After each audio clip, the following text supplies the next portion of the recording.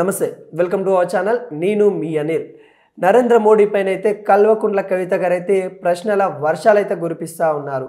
గౌతమ్ అదానీ లంచం కేసు ఏదైతే ఉందో దాంట్లో భాగంగానే తనను ఎందుకు ఆధారాలు ఉన్నా కానీ అరెస్టు చేయట్లేదని కూడా తనైతే వ్యక్తం చేసింది. అఖండ భారతదేశంలో అదానికో న్యాయం ఆడబిడ్డకో న్యాయమా అని తనైతే ప్రశ్నించింది. జైలు నుండి బయటకు వచ్చిన తర్వాత కొంత హాట్ టాపిక్గా మారిపోయింది ఈ అంశం అని కూడా చెప్పుకోవచ్చు. ఎందుకంటే ఇప్పటి వరకు తను రాజకీయంగా ఎటువంటి మాటలు కానీ పోస్టులు కానీ అయితే చేయలేదు. కానీ ఈ రోజున తను మాట్లాడడం కొంత దుమారం అయితే రేపుతూ ఉంది. ఒకవైపు గౌతమ్ అదానికి అమెరికాలో కేసు అయితే ఫైల్ అయిన విషయం అందరికీ తెలిసింది. అదేవిధంగా అక్కడ చర్యలు తీసుకుంటున్నారు. ఇండియాలో కూడా తను అవినీతి చేశారు. మరి ఎందుకు గౌతమ్ అదానిని తన పైన కేసు వేయట్లేదు, ఎందుకు అరెస్ట్ చేయట్లేదు, ఈడీ ఎంక్వైరీ ఎందుకు చేయట్లేదు అని కూడా తనైతే కొన్ని ప్రశ్నల వర్షం కురిపించినట్టు కూడా తెలుస్తూ ఉంది.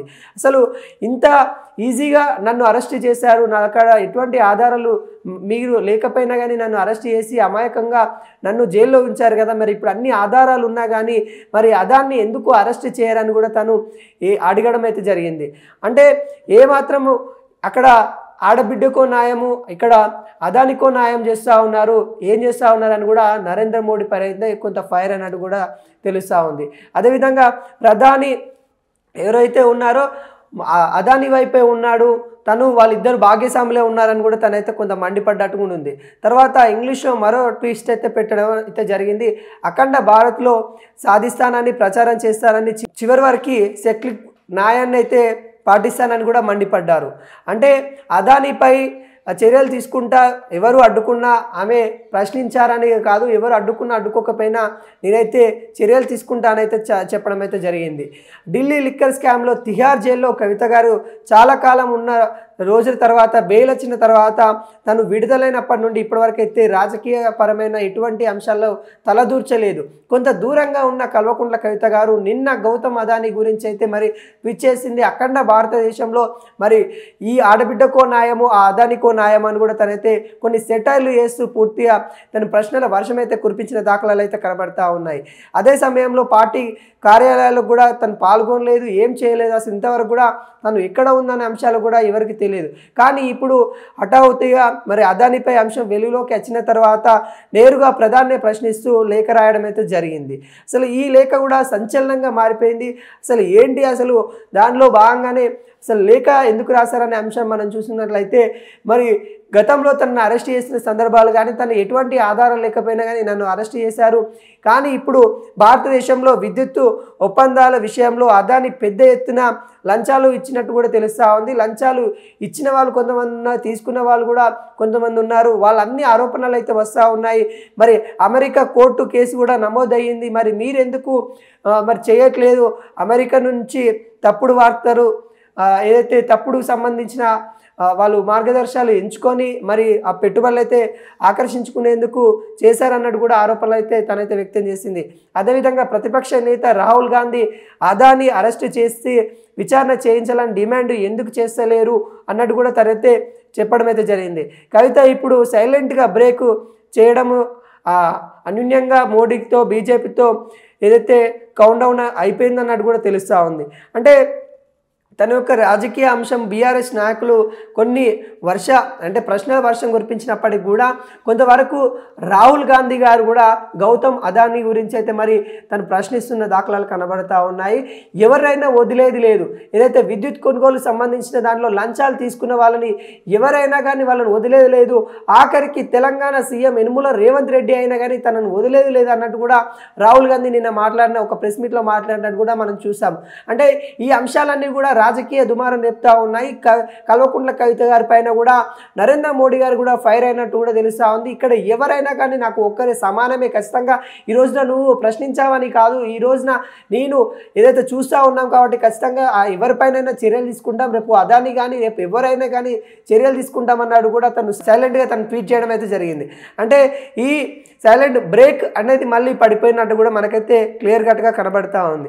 అంటే కల్వకుంట్ల కవిత గారు తను అడిగిన క్వశ్చన్ అసలు ఏంటి అని చూసుకున్నట్లయితే ఆడబిడ్డకో న్యాయమా ఈ అదానికో న్యాయమా అని తను అడిగితే నరేంద్ర మోడీ గారు ఎవరికైనా ఒకటే న్యాయం, నేను న్యాయాన్ని కాపాడుతాను, ఖచ్చితంగా న్యాయాన్ని కాపాడుతానని కూడా మోడీ గారు అయితే చెప్తా ఉన్నారు.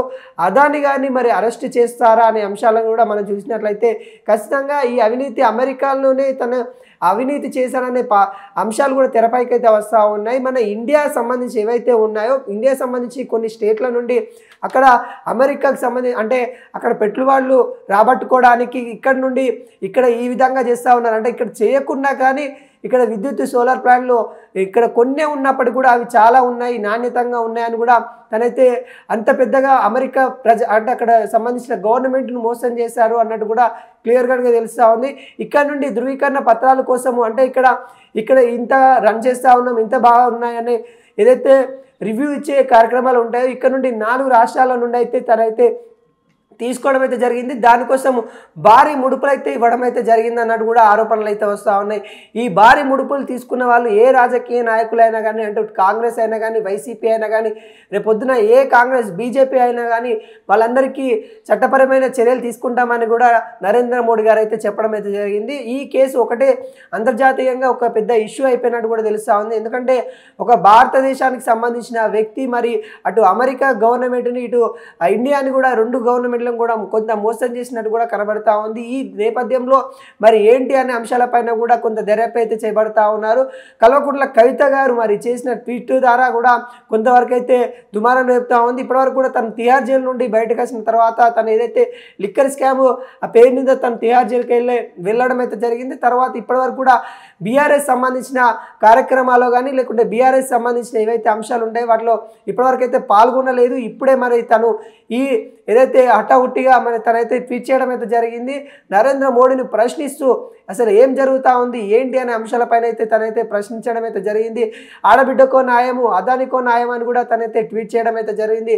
ఈ అఖండ భారతదేశంలో ఏం జరుగుతూ ఉంది, ఈ న్యాయ వ్యవస్థ మమ్మల్ని పట్టించుకోవట్లేదు అని కూడా తనైతే తనకు జరిగిన అన్యాయం ఏదైతే ఉందో తనకు జరిగిన ఏదైతే లిక్కర్ స్కామ్ కేసు ఏదైతే ఉందో తనని అవినీతికంగా అంటే 3 నెలల పాటు తిహార్ జైలు అయితే ఉంచడం అయితే జరిగింది. ఆ 3 నెలల పాటు నన్ను నరకం అనిపించారు, నేను ఎటువంటి తప్పు చేయకుండానే నన్ను ఈ విధంగా చేశారని కూడా కల్వకుంట్ల కవిత గారు అయితే దానిలో లేఖలు అయితే పేర్కొనడం అయితే జరిగింది.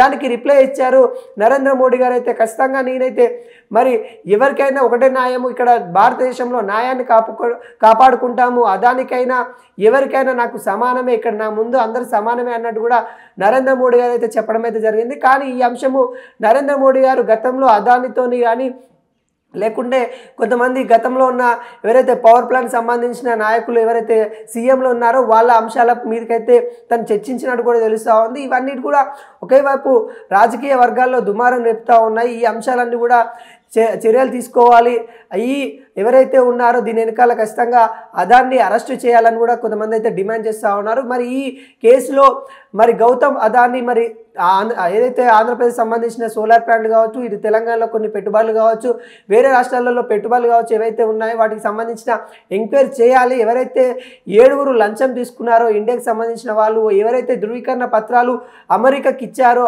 ఏదైతే ఫేక్ సర్టిఫికేట్లు అని కూడా చెప్పుకోవచ్చు, ఆ ఫేక్ సర్టిఫికేట్లు ఎవరైతే ఇచ్చారో వాళ్ళ మీద చర్యలు తీసుకోవాలి. ఎందుకంటే ఇది అంతర్జాతీయ ఇష్యూ అయ్యే ఛాన్స్ అయితే కనబడతా ఉంది. కాబట్టి ఈ అంతర్జాతీయ ఇష్యూ కాకముందుకే మనం చర్యలు తీసుకోవాలని నరేంద్ర మోడీ గారికి అయితే విన్నపించుకున్నారు. తన యొక్క